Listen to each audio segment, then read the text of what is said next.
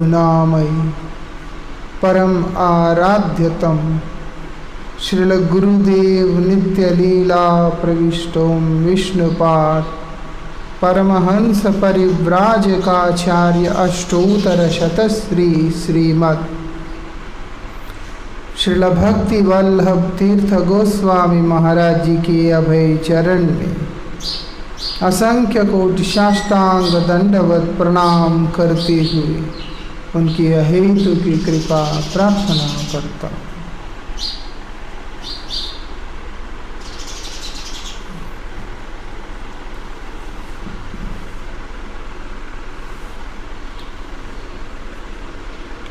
श्रील नरोत्तम दास ठाकुर जी महाराज यहाँ पर बतला रहे हैं, साधु शास्त्र गुरुवाक्य हृदय करिया ऐक्य सतत भासी वो प्रेम माझे। क्या बोल रहे हैं? भगवान के जो रस माधुरी है, भगवान के जो प्रेम है, उसका आस्वादन करूँगा, उस प्रेम माधुरी के रस में डूबा रहूँगा, मैं उसमें डूबा रहूँगा। कब? साधु शास्त्र गुरुवाक्य हृदय करिया एक। साधु शास्त्र और गुरुदेव की वाणी को हृदय में जब धारण करूँगा, उसके कृपा से क्या होगा? उसके कृपा से क्या होगा? अद्वितीय जो प्रेम है, वो दिव्य प्रेम भगवान का, उसका अनुभूति प्राप्त होने लगेगा।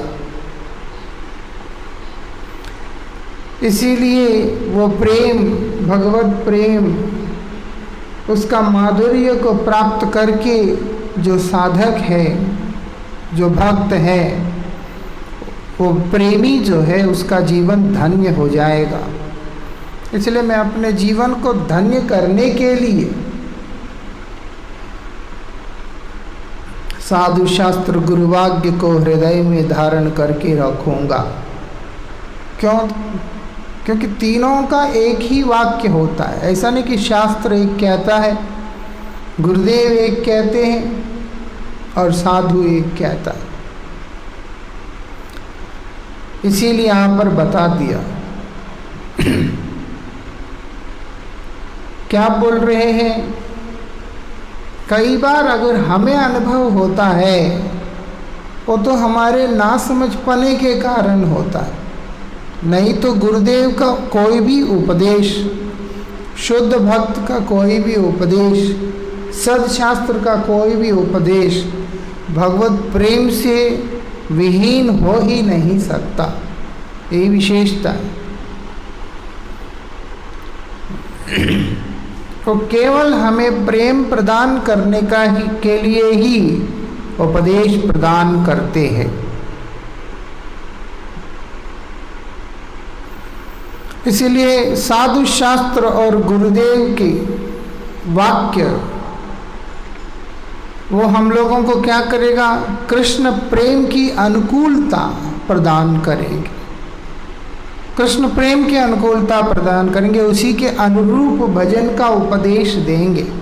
इसीलिए एक सच्चा साधु कभी भी व्यक्ति को भगवत प्रेम की प्राप्ति के अतिरिक्त कोई और उपदेश दे ही नहीं सकता। एक सद्गुरु किसी को भगवत प्रेम की प्राप्ति के अतिरिक्त अन्य कोई उपदेश दे ही नहीं सकता। ये विशेषता है। महादेव पार्वती को कह रहे हैं, गुरु व बहुवत संत शिष्य विताप हारक, हे सती, हे देवी। ऐसे बहुत सारे कहने के लिए गुरु मिलेंगे इस संसार, जो कि शिष्य के धन को हरण कर लेंगे, लेकिन शिष्य के संताप को हरण करने वाला जो सद्गुरु का मिलना और तो बहुत मुश्किल है।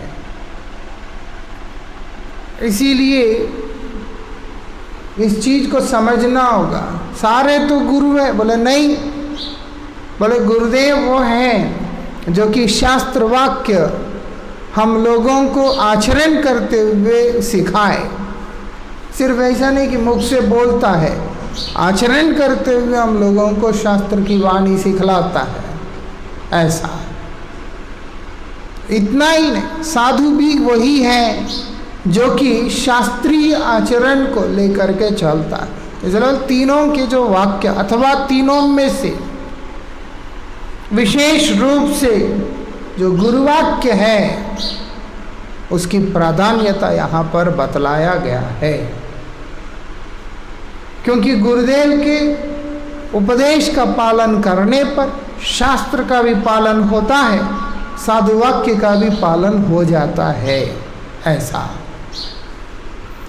और अगर किसी जीव को किसी संदर्भ में गुरुदेव के उपदेश समझ में ना आए तो क्या बोल रहे हैं, उनके ही चरणों में जाके प्रार्थना करने को कह रहे हैं कि मुझे इस विषय को समझ पाने में थोड़ा सा कठिनता अनुभव हो रहा है, आप कृपा करके मुझ पर अनुग्रहित करें। ऐसा जितने भी शास्त्र हैं, कई प्रकार के शास्त्र हैं। पहले तो किसी में कर्म का उपदेश है, किसी में ज्ञान का उपदेश है, किसी में किसी चीज की प्राधान्यता दी गई है। ऐसा बोलते हैं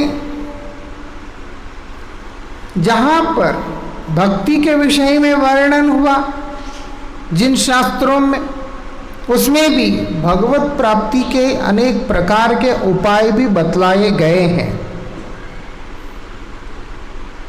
और लेकिन साधारण साधकों के लिए उन सब का पालन कर पाना वो संभव पर नहीं है। अब आप देखो, किसी को बोलते हैं कि तुम जो है 16 माला करो, वही नहीं होता है।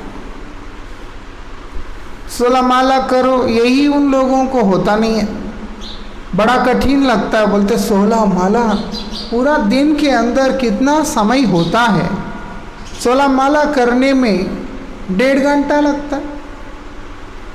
अगर एक व्यक्ति 1.5 से 2 घंटा बैठ करके भगवान का नाम करने के लिए भी उसके पास समय नहीं है, वो कर ही नहीं सकता, तो वो भगवत प्राप्ति के और साधनों को लेकर के क्या चलेगा? वो तो संभव ही नहीं उसके लिए। इसलिए बता रहे हैं यहाँ पर, इसीलिए उसको क्या करना होगा, क्योंकि जो बहुत सारी विधियां जो शास्त्र में बताया भगवान को पाने का, वो सारी विधियों को वो व्यक्ति अपने बुद्धि से नहीं समझ सकता। इसलिए उसको क्या करना होगा, एक प्रामाणिक स्रोत में जाकर, मतलब एक प्रामाणिक विधि से भगवान के भक्ति को करने वाले जो भक्तों की परंपरा, जहाँ पर क्या बोलते हैं, भगवत प्रेम से सुसंपन्न जो साधुओं की जो परंपरा है, उसमें जाकर क्या करना होगा, उनका अनुगत करना होगा। ऐसे उनका अनुगत करना हो। कहने का अभिप्राय है, जो अपने मंगलकांक्षी है, जिसको अपना मंगल चाहिए, वो अपने दिमाग ना लगाकर जो प्रामाणिक परंपरा से आए हुए आचार्य हैं, मतलब गुरुदेव, उनके वाणी के ऊपर पूरी तरह से निर्भर हो जाना चाहिए। उनके वाणी को, उनके उपदेश को अपने हृदय में धारण करके रख लेना चाहिए। बस उसी से उसका मंगल हो जाएगा। ये बात है।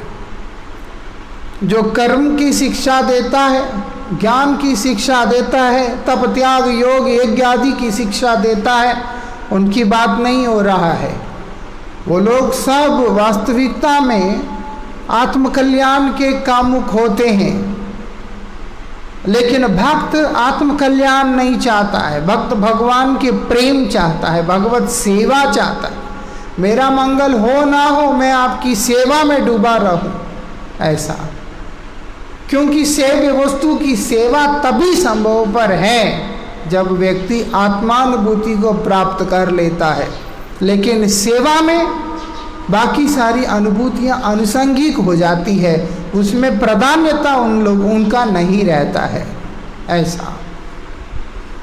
लेकिन कर्म ज्ञान योग आदि साधन करने वाले लोगों का, विशेष करके वो लोगों का क्या होता है कि आत्मानुभूति की बात होता है। भक्त सेवानुभूति की बात करता है, प्रेमानुभूति की बात करता है।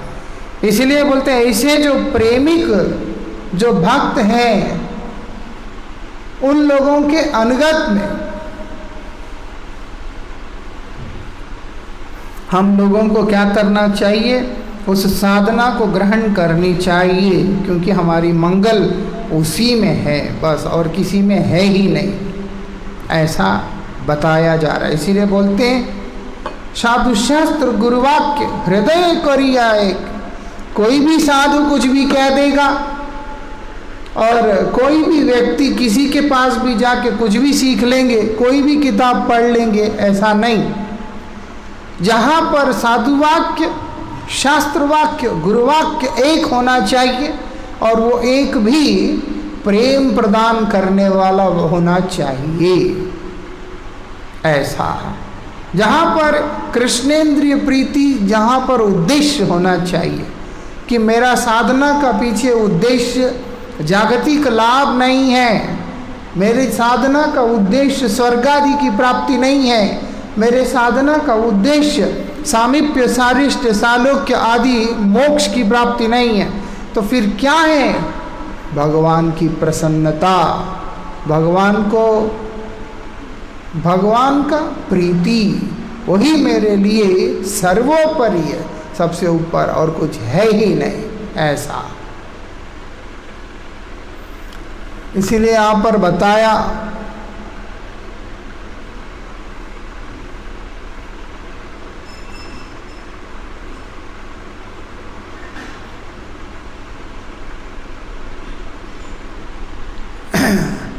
ये भी हमको समझना होगा। कई बार शास्त्र वाक्य को बहुत सारे व्यक्ति अपने हिसाब से तोड़ मरोड़ लेते हैं, उनको जैसा ठीक लगता है ऐसे शास्त्र की बात को प्रस्तुत करने लगते हैं। इसीलिए यहाँ पर बताया साधु शास्त्र और गुरुवाक्य एक होना जरूरी है। नहीं है तो फिर वो कई बार ऐसे होते हैं, लोग अपने हिसाब से चीज़ों को तोड़ मरोड़ के वो लोग सबको भ्रमित भी करेंगे, और मूल वस्तु से व्यक्ति विमुख भी हो जाएगा।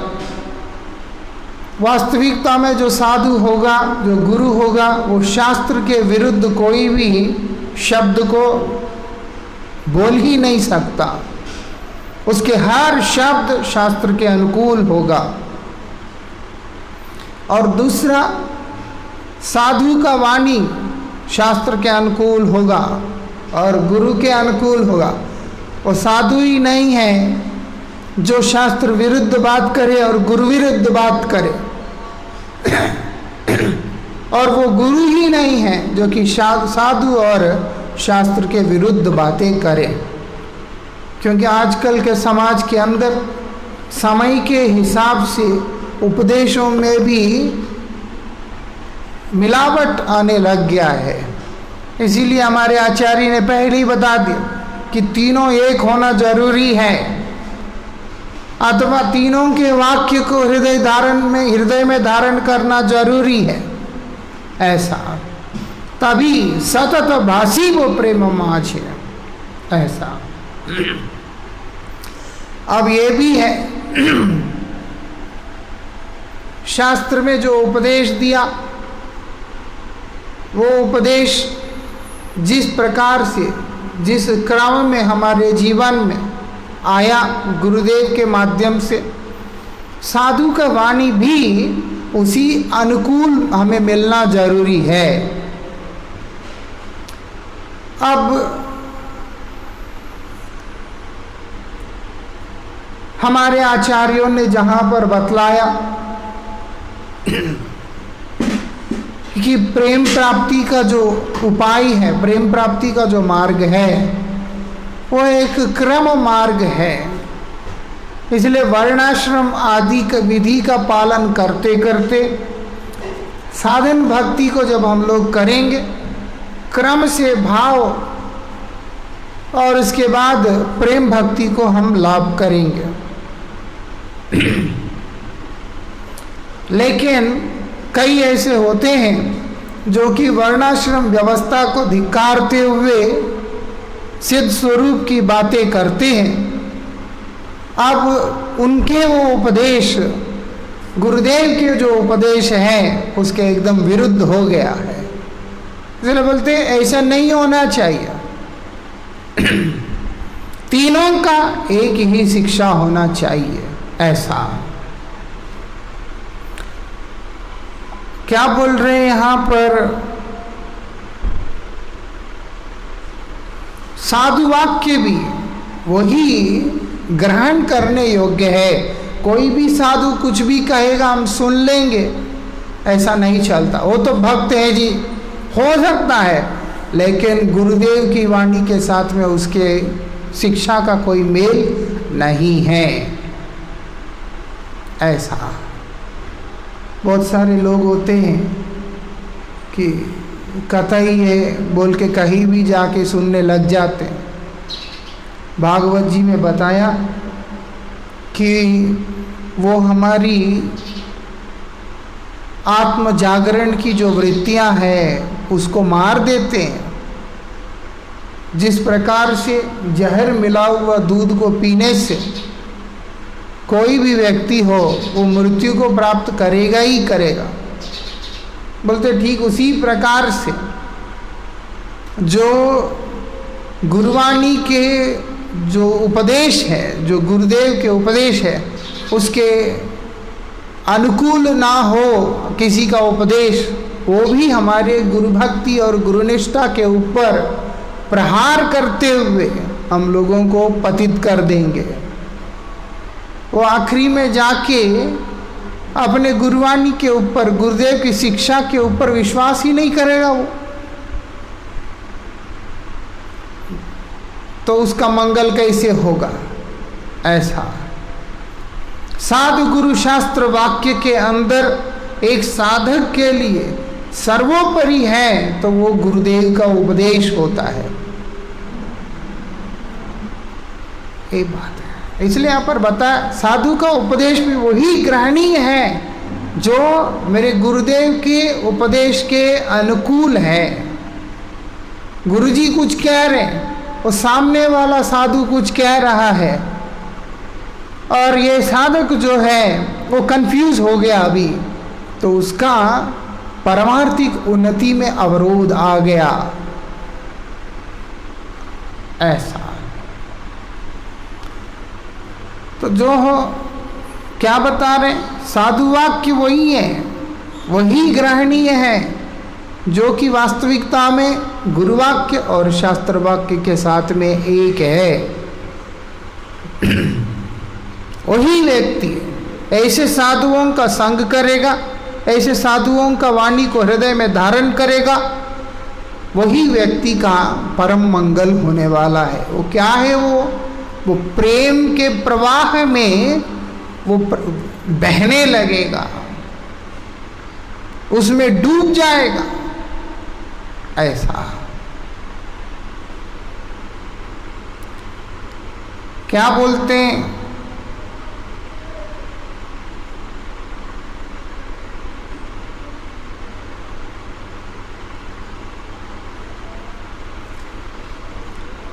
इनके उपदेश को हृदय में बड़े ही दृढ़ता के साथ धारण करने से क्या होगा, बहुत जल्दी भजन के अंदर के जितने भी बाधाएं हैं, रुकावटें, भजन करते करते बहुत तरह की बाधाएं आते हैं।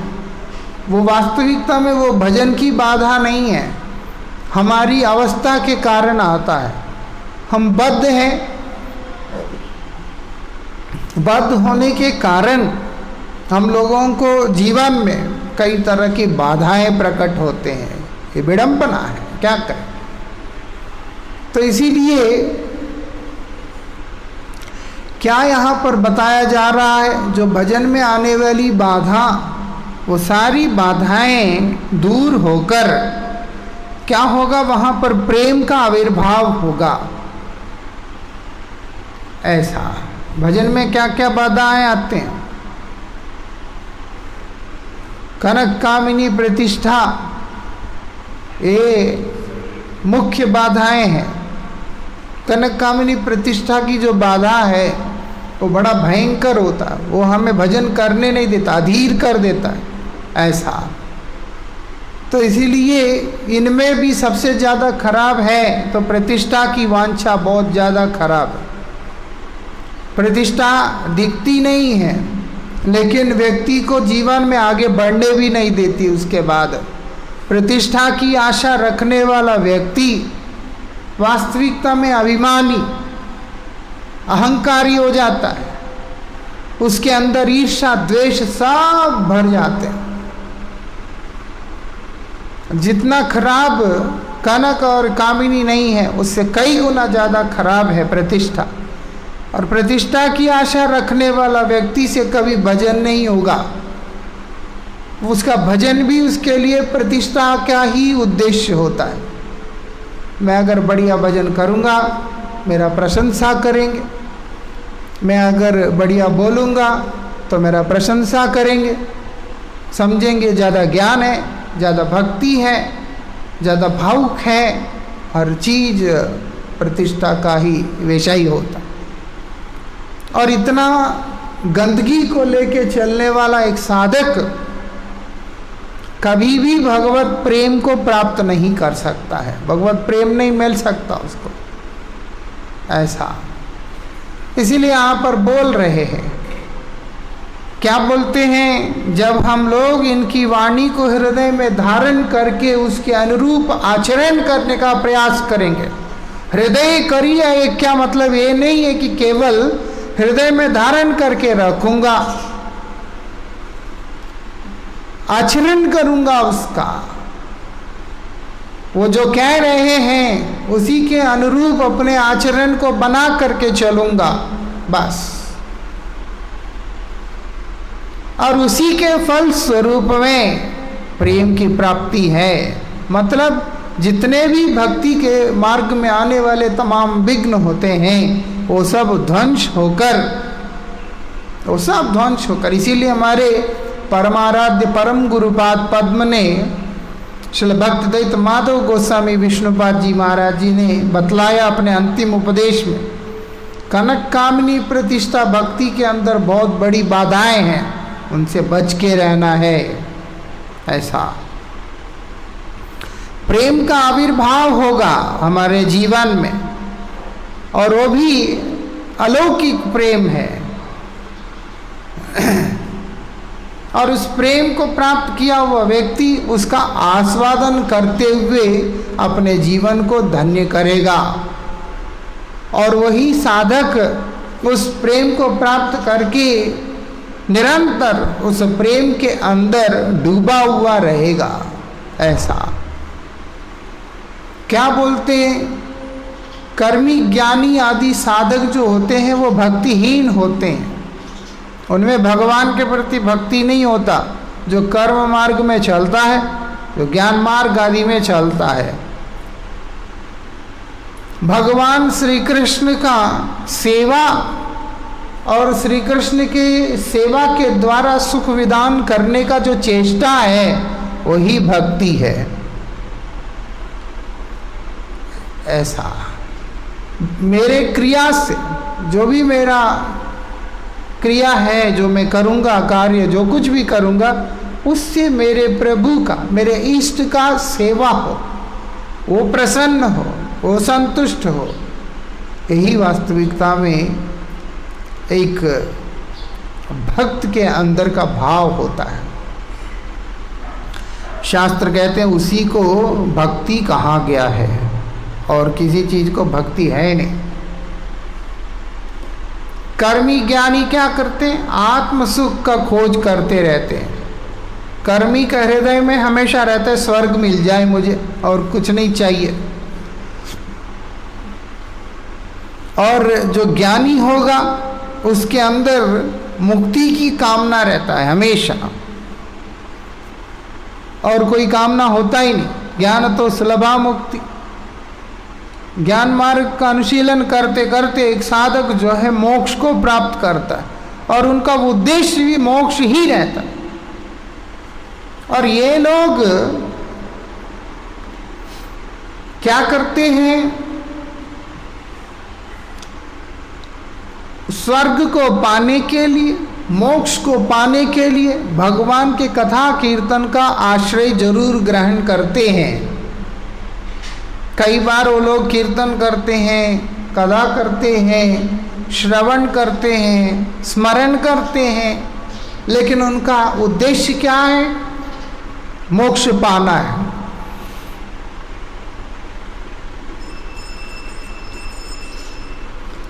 तो इसलिए यहां पर बता दिया, कर्मी ज्ञानी भक्तिहीन यहाँ के करीबों भी। जो कर्मी होगा, ज्ञानी होगा, ये लोगों के अंदर भक्ति नहीं होता, भक्ति से हीन होते हैं। इसीलिए क्या करना होगा? इन लोगों को छांट के अलग करने को बताया। ऐसा ये साधु शास्त्र गुरुवाक्य एक होने की बात जहां हो रहा है, वहां पर वो साधु जो कि कर्म की बात करता है, वो साधु जो ज्ञान की बात करता है, वो गुरु जो कर्म और ज्ञान आदि की बात करता है, वो शास्त्र जो कर्म और ज्ञान की बात करते हैं, उन सबको बोलते हैं अलग करने की बात हो रहा है। ऐसा गुरुदेव बात कर रहे हैं प्रेम का, साधु कह रहे हैं कर्म का, और शास्त्रों में तो सब कुछ है और हम शास्त्र पढ़ रहे हैं मोक्ष का, तो फिर कहाँ मेल खाएगा? इसलिए मतलब तीनों की वाणी एक होना चाहिए। साधु भी हमें वही चाहिए जो कि प्रेम की बात करे, शास्त्र भी वही चाहिए जो कि प्रेम की शिक्षा दे। यही बात यहाँ पर बताया जा रहा है। कर्मी ज्ञानी भक्तिहीन यहाँ के करीबों भी, इसलिए यहाँ पर बता दिया, कर्मी चाहे कितने भी भगवान के बारे में बोले, अंत में उसकी धारणा स्वर्ग आदि की प्राप्ति ही होगा। और भोगी जो होगा वो कितना भी भगवान के बारे में चर्चा करे, उसका उद्देश्य केवल जागतिक भोग पाना ही होगा और कुछ होगा ही नहीं। इसीलिए हम देखते हैं बहुत सारे लोग भगवान की कथा करते हैं, कथाकार हैं, बहुत सारे लोग गायक बड़े सुंदर तरीका से गाते हैं, सब कुछ है। सुनने वाले लोग भाव विभोर भी हो जाते हैं, लेकिन उनका उद्देश्य क्या रहता है कि अर्थ की प्राप्ति, भोग की प्राप्ति, भक्ति प्राप्ति तो वहाँ उद्देश्य है नहीं, सेवा प्राप्ति तो वहाँ उद्देश्य है नहीं। भक्तों के लिए जीवन निर्वाह का प्रयास अनुषंगिक है, प्राथमिक नहीं है। भक्तों के लिए जीवन निर्वाह जो है उसका जो चेष्टा वो एक अनुषंगिक है। मैं भजन करते करते जीवन निर्वाह हो रहा है, सेवा करते करते जीवन निर्वाह हो रहा है। जीवन निर्वाह करते हुए भजन करना ये भक्तों के अंदर नहीं होता। ऐसा तो इसलिए ये जो भोगी होते हैं वो ऐसे होते हैं कि जिंदा रहने के लिए ये चाहिए, वो चाहिए, फलाना चाहिए। उनको करते करते हुए ठीक है थोड़ा बहुत भजन भी कर लेते हैं, ये लोग ठीक नहीं होते। वहाँ भगवान उद्देश्य है ही नहीं, भगवान केंद्र है ही नहीं, वहाँ तो आत्मसुख केंद्र है। इसलिए बोलते हैं ऐसे आत्मसुख कामना करने वाले भोगी को तो शास्त्र गिनते ही नहीं, लेकिन जो कर्मी होगा, जो ज्ञानी होगा, उनको भी बोलते हैं अलग करके रखो, उनको भी आगे लेना नहीं। उनको छटाई करना होगा। यहाँ के करी वो भी, मतलब उनको छाट के मैं अलग करूँगा।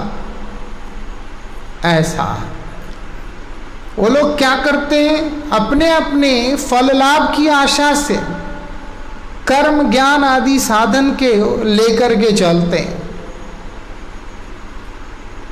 और उन्हीं के साथ साथ वो क्या करते, भगवान का श्रवण कीर्तन भी करते हैं। देखने में लगता है बहुत अच्छा श्रवण करता है, बहुत अच्छा कीर्तन करता है, उसका कीर्तन करने का पीछे उद्देश्य यही है कि मेरा ये लाभ हो जाए, मुझे मोक्ष मिल जाए, मैं इस संसार से मुक्त हो जाऊं, ये सब चीज़ें रहते हैं। शुद्ध भक्त इनमें से किसी भी वस्तु की कामना नहीं करता है।